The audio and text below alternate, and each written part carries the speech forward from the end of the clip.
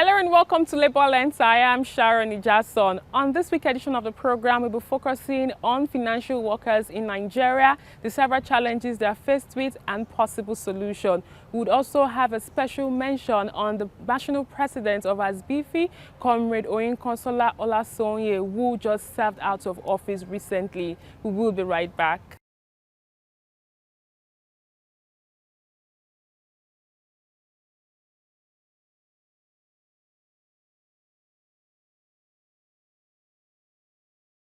Nearly 1,000 participants from over 120 countries representing over 200 democratic workers' organizations took part in 5 days of debate and discussion to shape the next 4 years of action by the Global Trade Union Movement ITUC. Immediate past General Secretary of the International Trade Union Confederation, Sharon Burrows, spoke on the need for inclusion in leadership positions and strategy needed for the localization of gender balance and youth inclusion as the international trade union movement achieved balance during the conference. The economy at large has actually left women behind. We were making progress, but now you can see with the global pandemic, the impact of the loss of jobs, then women left the labour market in much greater numbers than men.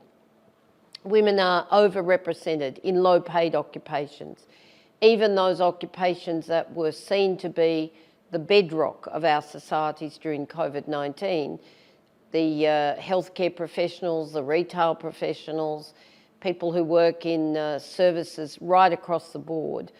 Even though the majority of them were women, they're also the lowest paid workers in our communities. Women leaders across Africa spoke about the challenges women encounter while vying for strategic leadership positions in unions. I know there are a lot of unions outside Nigeria where if a president is in their constitution, if a president is a male, the deputy president must be a female. Those are the things we are talking about, where there are 4 vice presidents, 2 shall be men, 2 shall be women. Where there are positions that are 3, a minimum of 1 shall be a female. So we've not really done that homework at home. I would wish that we toe that line so that by the next ITUC conference or all other conferences coming up, we are able to meet this. And ITUC has set the pace. There's no going back. So if we want to belong, let us visit our constitutions in our unions, make them gender sensitive, so that we have women at the leadership position. I have personally seen that the women fail to step forward, to participate in these higher positions. They wait until they're given, just given a position, 30% women, and then that's when you see them. But they need to compete. They need to compete, and also the structures that we have, they need to be democratic, very democratic, and they give space to the women. Yeah, so going away from such a congress to see so many women participating in everything, even in the speeches that they delivered, you can see the vibrance in the women. I tell you, it's so exciting. And if only this can go back to where we are in the national centers, I think we'll achieve a lot. The theme of the discourse at the 5th ITUC conference, organized and chaired by Sharon Burrows and Ayuba Waba, who served as a global president, is the need for a new social contract. The Congress passed emergency resolutions on Iran, combating the far right, and Russia's invasion of Ukraine.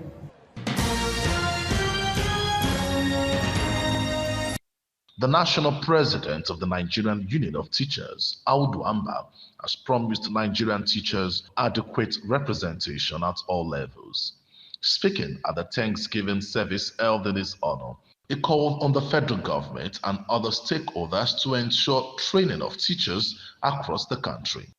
The president, Nigeria Labour Congress NLC, said he's confident about the quality of the leadership of Audu Amba. Workers work to earn a living. Teachers teach to earn a living. And their reward should not be in heaven.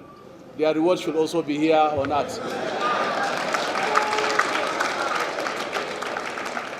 Just as politicians also get their reward here, they should actually have the people at mind. That is what we have advocated for.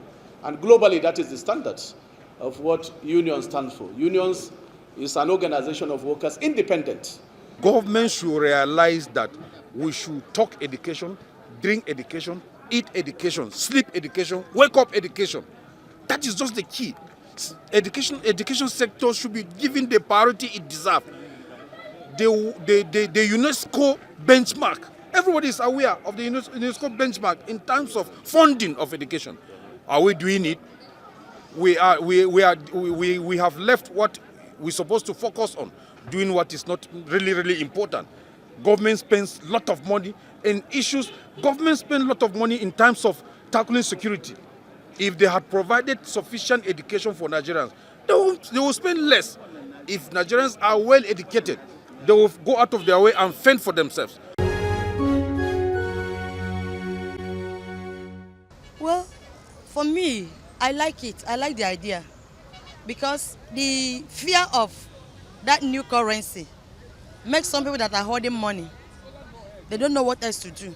I'm even surprised when I check online, the dollar come down. And I say, fear of new currency.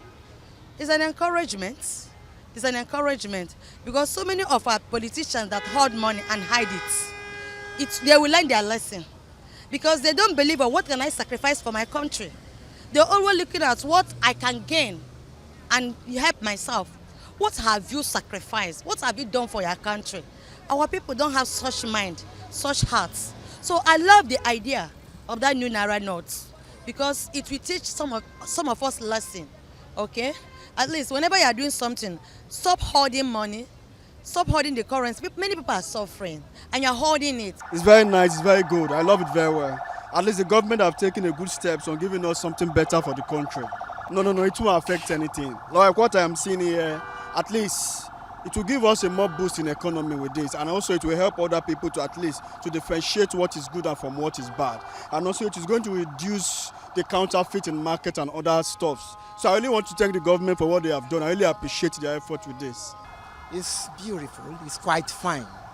The difference is that it looks more of the, this is it here, it looks more of the 50 Naira notes, and for me it's fine, it's okay. It's still a legal tender, so I'm fine by it.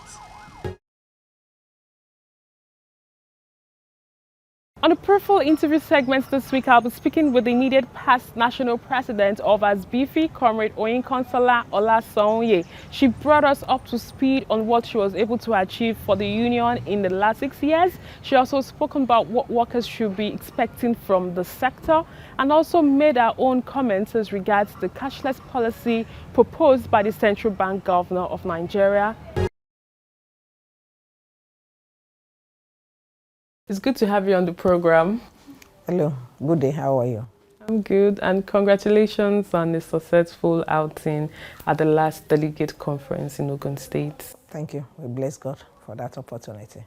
So can you tell us, I know there was a theme of discourse during the conference. Do you want to shed more light on the theme of the delegate conference, which brought about another set of leaders for the union? Thank you so much. We look at the economic situation of the country and we look at how we can move it further. So we decided to talk about resilience and the role of trade union and Nigerian workers generally. That is the theme of the conference and that is what we talk about. What can we do? What can we do? Which area do we need to concentrate and make the economy to be a bit more better than it is as at present? That was it. We have new set of 20, we are supposed to have 21 new leaders. 2 of our elections are always held before the general election. That of women, it's held within the Women Commission, and that of youth. But our youth are yet to pick somebody, so we sworn in 20 new executive in place of 21 at the end of the conference. So how would you rate the election? Personally, I said it earlier on that I'm going to miss you because I know that even though we'll still be conversing at the international level, I know that in the labor sector we do not have much women. Currently, I think it's only just one national president that we have as a woman. And looking at your leadership style, what would you say would be your expectations moving forward? Thank you so much. I'm sorry, I'm going to be a bit biased.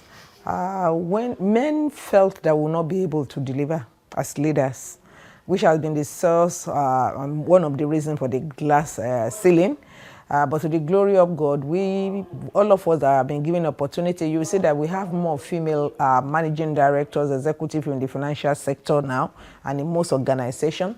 They also realize that giving women more opportunity in these areas, they have seen us delivering. So not allowing women to be in position of leadership have not been about being gender sensitive. It has just been a sort of bias that is no longer seen as it should be. But to the glory of God, we are delivering, we are coping, and I'm looking forward to more women. We are encouraging ourselves now. Women have now seen it that we need to prove that we can do it. So I'm looking forward to more women coming on board because they have what it takes to deliver.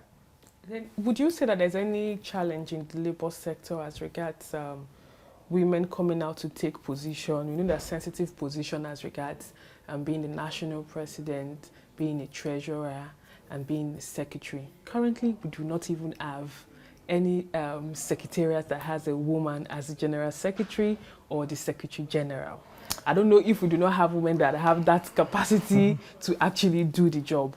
And if you look at drawing from the experience at the ITUC conference held recently, you would see that the lineup is, if you have a male president, you must have a female general secretary. If the general secretary is female, it means that the president of the global conference has to be male. So looking at what is obtainable globally, what are the lessons do you think that can be learned? Do you think there's need for that legislation? Do you think that there is need for that conference for women to understand the fact that you don't have to limit yourself? What more do you think needs to be done? Thank you. For International Labour Centers and Organization, they comply with the 40-40 policy. There's a policy in place in the world of work that we call 40-40 policy, which means that for everything, every opportunity, there should be 40 male, there should be 40 female. Then the other 20, which is reserved mostly for youth, can come from any sector. But in Nigeria, there have been silent, subtle harassment and intimidation for women. Yes, they will tell you they are encouraging you, but the necessary thing we needed, apart from the intelligence and the leadership strategy and role, is power. Power can be economical or can be political. And in Nigeria, majority of us, we don't have the economic power. And the political power, there will always be a gang up. For the secretariat, most of the secretariat not having women as secretary general, it is because what it takes for us to run a secretariat, some of us may not be able to deliver. What I mean is this time, the timing. Meetings, like when I was the president, I have to say thank you to my family. I have to travel almost every week, at times 3 times in a week. So it takes grace for somebody to have an understanding family that can allow you, and you work in the midst of men, which also means it takes a person of integrity and you yourself to respect yourself to be able to work that way. Yes, we have a lot of women, but there is still this subtle harassment from family that will say, where is your madam now? She have traveled again. That again is an harassment, because it sends a lot of messages out. So because of this subtle harassment, women are not coming up. But we are also planning how to have a work-life balance, how to balance our home, balance our spiritual activities, and balance our career. And because of this, I expect there will be more women coming on board. I'm looking at your style of leadership and also your achievement as the national president of ASSBIFI for about 6 years. Can you tell us more about the diversification method that the union under your stewardship was able to come up with? One thing that has really assisted me and helped me is that my union is a union that not only do the talking, they also do the working. They give me all form of support, all form of encouragement to be able to do it. And unfortunately, there was more job loss around the time I came on board. So we need a lot of people to be able to work and talk with our management that, yes, we may not be able to keep all the job, because it has become a norm in Nigeria that anytime there's economic downturn, the first thing all employers of labor want to do to reduce costs is to lay off. And the digitalization also have not helped. So because of that, there are a lot of meetings. We try to do a win-win. We try to do more of social dialogue, superiority of argument, And at the end of the day, we make sure that everybody that may have reason, maybe because of not having the right skill needed for a time like this, or due to age, or due to closure of branches or departments that need to lose their job, we make sure that they didn't just lose their job and go like that, that we follow the due process. And the union also diversify more into agriculture, and we just got a new event and suits and event center, a research center, where we believe that immediately we have issues, we'll be able to compensate. And another thing we do in our union is that most of our good hands that have to lose their job or retire, we bring them back as volunteers, so that because they have gone through that system, it is easier to use them to do most of our negotiation and to do more of our organizing. So these are the area we're really concentrating on, using more of our strong hands. Initially we tried to establish a school,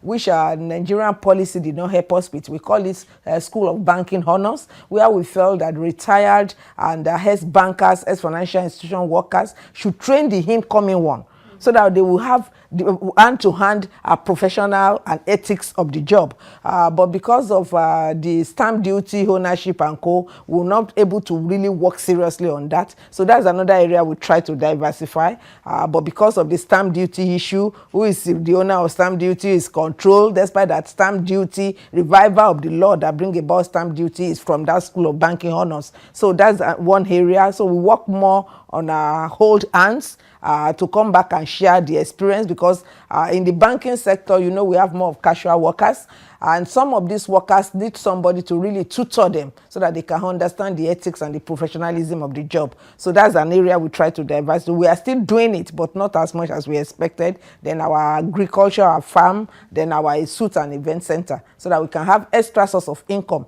to be able to stabilize our members when they have issue concerning their work salaries. Looking at 21st century unionism, looking at what is even obtainable internationally, we've seen unions also. I think in China, the biggest hotel in China is owned by unions. And looking at the fact that there's always this demand for decent work, even learning from the experience of ASU strike, whereby workers were not paid for several months because they had to down tools. Do you think it's essential for other unions to follow suit on this sustainability plan, so that members, when they have to fight for their rights, would not actually have to pay the price? Thank you. Yes, in most of these other countries, they have started finding some other things as source of income. And we also have that experience in ASSBIFI during 2012, that we have a strike, the fuel scarcity strike, that all banks closed shop. We realized that some of our members that are not totally prepared lack some income.